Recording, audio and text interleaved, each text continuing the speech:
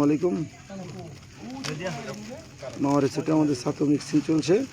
দেখি যে ছাতুর সাথে একটি চিনি গুঁড়া, একটি হলুদ পাউডার আর দুইটা সাদা দেওয়া হবে। দেখতে থাকুন।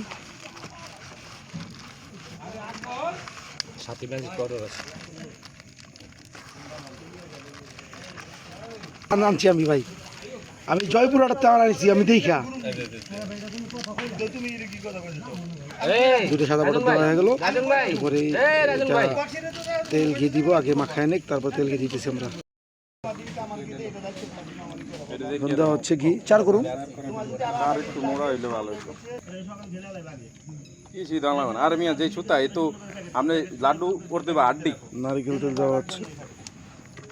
বুঝছেন না ব্যাপারটা? আড্ডি না করলে তো এটা থাকবো না। ওই ভাই, এটা আপনার কাছেই রাখেন, আমি রাখলে আড়াই যাবো। ও আপনার ব্যাগই রাখেন, আপনার ব্যাগ কাছে রাখবেন, পরে আড়াইলাম। কি কি দিব হেন এরপর একটা বাইরে দিয়ে বানাবো, বাইরের রেসিপি দিয়া এরকম করে প্রায় আধা ঘন্টার মধ্যে ঘষাঘষি করতে হবে। হ্যাঁ, আধা ঘন্টা 30 মিনিট। তারপরে এই সাইডে এদিকে আমাদের পাপ্পু ভাই চা রেডি করতেছে।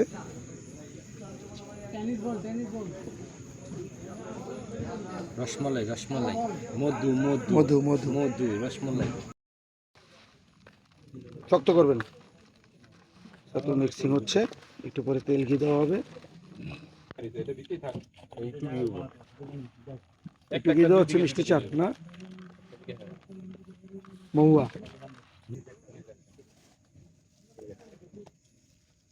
হ্যাঁ।